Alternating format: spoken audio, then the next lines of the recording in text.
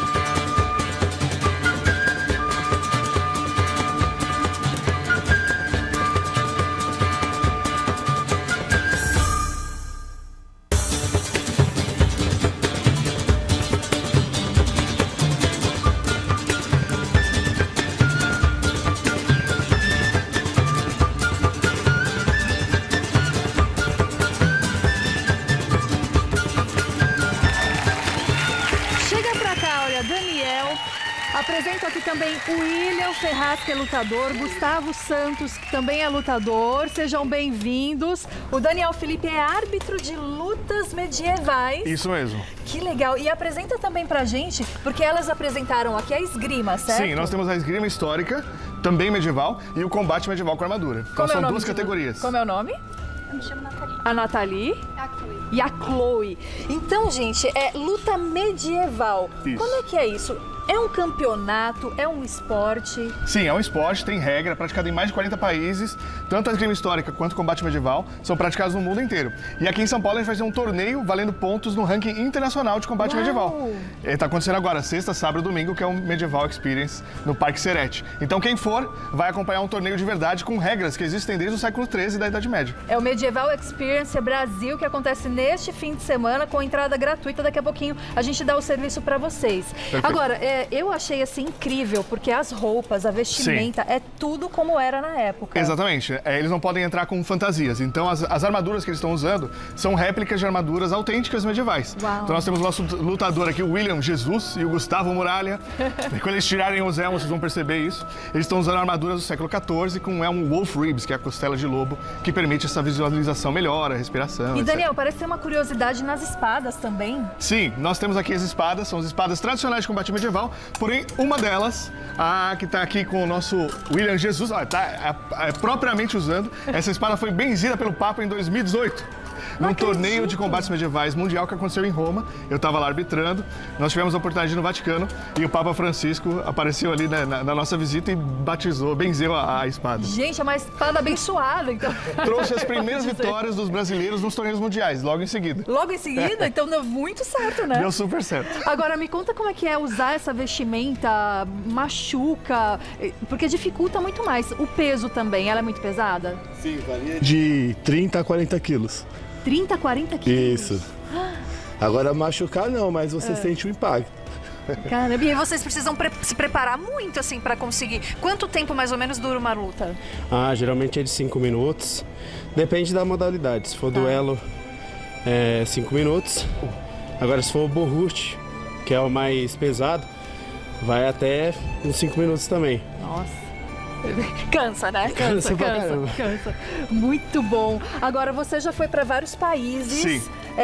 E aí vocês divulgam também. Quem participa, por exemplo, de lutas como essa? Pode participar como hobby, por exemplo, quem está em casa? Pode, perfeitamente. Eu queria começar a praticar luta medieval. É possível também? Sim, perfeitamente. Inclusive, com todo o apoio da municipalidade, a gente tem aulas gratuitas de combate medieval e também de esgrima histórica. Tá. O grupo Companhia de Marcha de Esgrima Histórica nasceu nos nossos eventos, no Medieval Experience, e a Guarda de São Jorge, que é um grupo também da Zona Leste da cidade, também nasceu por meio do Medieval Experience. Então, quem quiser treinar, pode para ter uma qualidade de vida, para conhecer uma prática histórica ou simplesmente para ter uma nova comunidade, porque é uma família medieval, pode praticar gratuitamente, pode entrar em contato com a gente. E a esgrima medieval é como a esgrima que tem hoje, ou na verdade é a origem dessa esgrima de hoje, ou não tem nada a ver? Em certa medida tem um quê de origem, mas ela é completamente diferente. Existem manuais do século XIV, XV, como o Fiore de Liberi, o Maier, que tem técnicas de combate de esgrima medieval. Então a esgrima medieval explora essas técnicas. O combate medieval com armadura explora mais a atividade de um cavaleiro, então ele tem um outro perfil de combate. E essa espada, ela corta, ela fura? As espadas, desde o século XII e XIII, são proibidas pelo Papa de serem usadas com corte e ponta.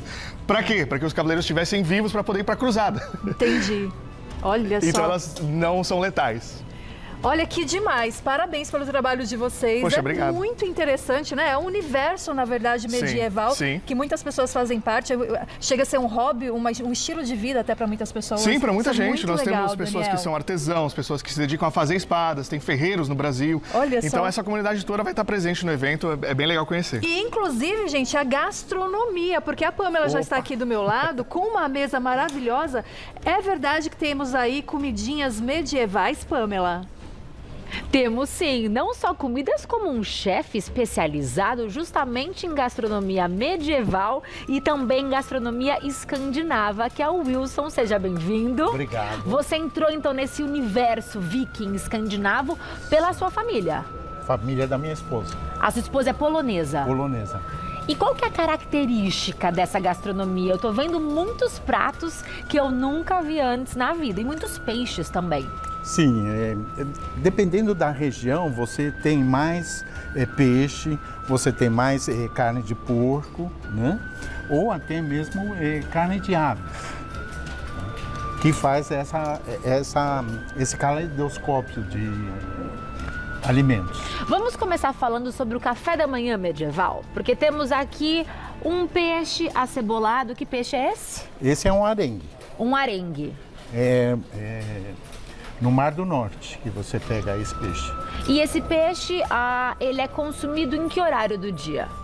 Normalmente de manhã. Café da manhã. Em eventos especiais como Páscoa, Natal. E acompanhado do quê? De um café, de repente? De um suco de laranja? Do quê?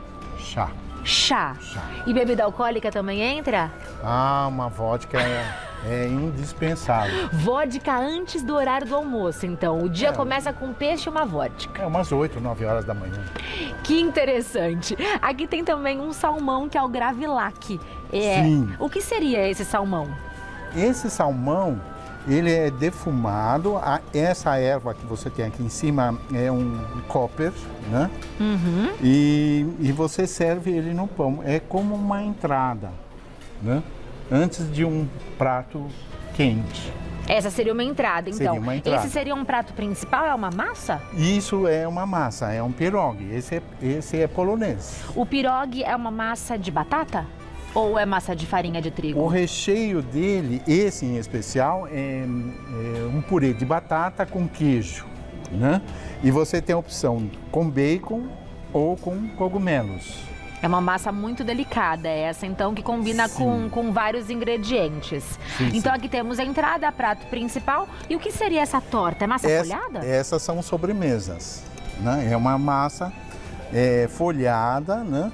Com um recheio de maçã. E aqui é um mel? Não, essa é a vodka mesmo. Ah, é a vodka. Saborizada. A vodka, então, ela vai desde o café da manhã até a hora da sobremesa? É a bebida favorita? Às vezes até antes de dormir, né? Gente, e esse pão que é mais escuro? É verdade que ele era um pão destinado a classes que tinham menos recursos financeiros? Sim, você tem que sobreviver, né? Então você usa o cereal com alguma gordura, alguma sobra de um animal, por exemplo, um coração, um fígado, um rim.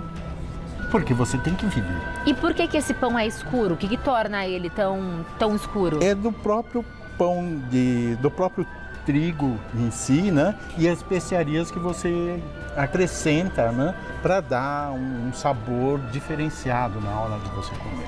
Aqui parece uma pizza, né? Não lembra uma pizza? Sim. É essa massa? Uma pizza, um pastel? É uma massa frita? O É que uma seria massa isso? de pão frita. Em cima vai um recheio de bigos. De quê? Bigos. O que seria bigos? Bigos é um refogado de repolho que vai carne hoje, né? Carne defumada de porco. Mas antigamente usava os miúdos para você comer. Fazia naquele fogão ali. Ai, nós temos um fogão aqui no fazia assim, estúdio. naquele fogão. Olha que interessante como era feito. Hã? Então, o prato, não só o pão, como outros pratos, era preparado dessa forma. Sim, você fazia um guisado. Esse seria um guisado. E a chama vai embaixo dessa grelha? Sim, com lenha, Tá. né? E aí você pega e faz a sua comida. E tudo isso você vai encontrar na nossa feira medieval. Que legal. E quem quiser um doce diferente também vai encontrar, né? Sim. Que doce é esse? Essa é uma cremufka, é o doce do Karol Wojtyla. Cremúfica. Cremufka. V parece um F. E o Papa gostava desse doce. Sim, o Papa polonês gostava desse doce. Muito bacana. Nossa, quantos sabores, né? É muito especial a gente poder viajar sem sair de São Paulo, conhecendo outras culturas. Sim. Não só aqui no Mulheres, mas também visitando essa festa, No essa Parque feira. Serete, está convidada. Muito né? obrigada. Temos uma praça de alimentação que você vai encontrar não só o que tem aqui, mas eu garanto que vai ter mais. E temos uma outra praça com artesanatos típicos. Ai, vamos conhecer então roupas e acessórios medievais para a gente continuar passeando por esse universo. É com você, Camila. Aqui com a organizadora do evento, que é a Mona Lisa Lobo, e ela trouxe aqui alguns figurinos muito especiais, muito lindos inclusive, porque olha, imagina, minha gente, hoje em dia nós mulheres passeando por aí, indo, né, de metrô pra lá e pra cá, e Mona Lisa com um vestidão desse, não ia dar certo, mas olha que bonito que é. E as roupas, elas também identificavam, por exemplo, de qual nível social era a pessoa, tinha essa diferença? Com certeza. As roupas, elas diziam que classe você é. Não só, por exemplo, a gente acabou de mostrar os cavaleiros. Sim. Eles andavam com um terço pendurado e os nobres acreditavam que eles eram nobres porque Deus quis. Então, as pessoas, tanto a cor das roupas, porque a pintura era muito cara.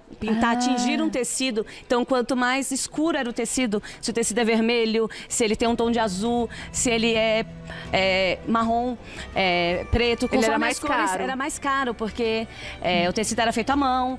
E a pintura era feita à mão, então isso dizia sim. Então, os nobres gostavam de ostentar bordados, pinturas, tecidos coloridos. E aí você conseguia perceber se a pessoa era de uma classe mais humilde, né? Se era um camponês, ele ia usar uma roupa, normalmente uma roupa mais simples, de uma cor mais crua, Tá. tingido com uma planta. E aí as frutas mais nobres, mais difíceis de encontrar, Olha, eu tô eram vendo- tingidas. Tá. E aí tem algumas peças que você pode dar dando uma olhada. Pode olhar, né? Sim. Ó, eram pesadas as roupas? Essa Eram- daqui que não é muita. Eram pesadas. Essa é uma capa? É uma capa. Eles usavam peles, né? A gente ver. trouxe uma pele sintética, mas eles usavam peles de animais de animais. verdade para poder aquecer. Era muito comum andar de cavalo, então era um meio de locomoção, né? Naquela época era Então, muito frio também, né? Sim, no calor era muito quente e no frio era muito frio. É. E aí andavam de cavalo, de carroça e não tem o ar-condicionado que a gente tem hoje, né?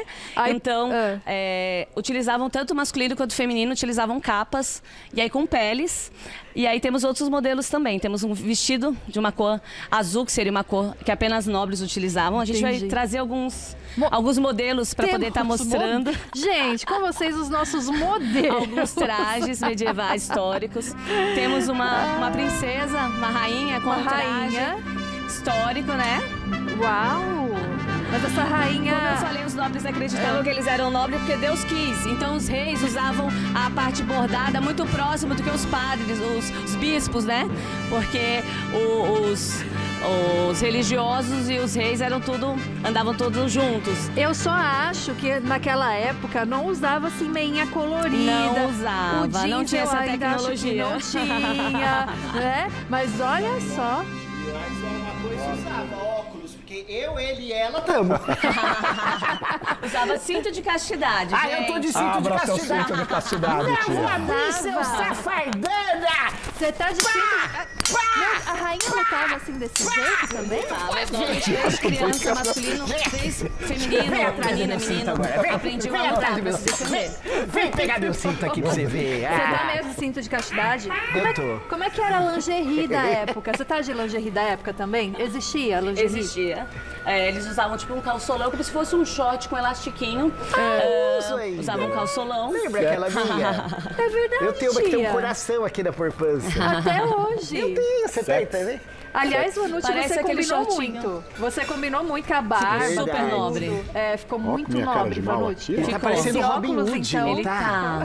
Ele tá parecendo Robin Hood. Não ficou? Eu adorei vocês de nobres, Obrigada. de rainha. Arrasaram Obrigada. no look. Obrigado. Agora, quem quiser participar dessa Sim. grande festa, como é que vai acontecer? É sexta, Tá. sábado e domingo agora, Gente, o nosso né? evento começa hoje às 16, no Anália Franco, no Parque Serete. Convido todos vocês. Nós vamos ter expositores, como o Landivide, que faz artigos em couros manuais, como eram feitos na época medieval. Temos horns, que era como era bebido, drinks. Temos vários modelos, vários expositores de gastronomia, de comida, de artesanato. Vamos ter Lugares área pets. instagramáveis. Temos uma carroça de verdade, um acampamento viking. Que legal. Sexta e sábado a gente vai ter invasão viking, gente, com os vikings entrando com tocha, lutando de verdade. que demais. Sábado e domingo tem torneio com mais de 20 atletas do Brasil inteiro competindo num torneio internacional com armadura de verdade e muito mais. Então convido legal. vocês. Hoje, das 16 às 21, sábado e domingo, das 11 da manhã às 21. Vem se divertir, comer muito bem, traz as crianças, que a área Kids Isso. é gratuita. No gente. Parque Serete, Rua Eleonora Sintra, número 500, Jardim Anália Franco, até o dia 23/3. Lembrando que a entrada é gratuita. E eu, Pamela, eu já vou jogar aí pra você, né, na cozinha. Vamos fazer esse pãozinho, que eu tô ficando com medo desses dois aqui, ó, lutando, menina.